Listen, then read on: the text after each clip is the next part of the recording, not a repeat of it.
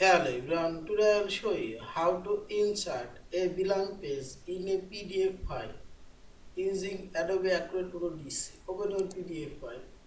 I will insert blank page two ways. First way, simply open your document. Now click this sidebar arrow and click this page thumbnail option and click here any page and click right button. There you will find this insert page option and select a blank page.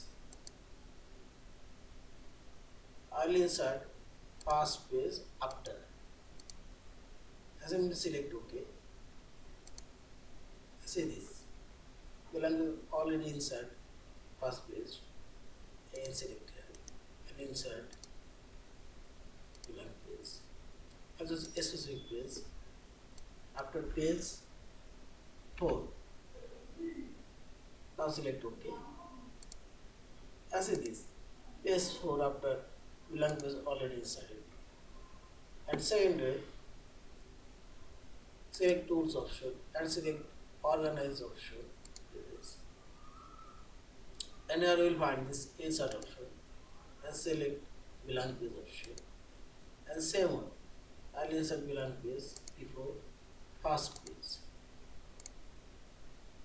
And simply select OK. And see this blank page already inserted before first page. And close this. And see this.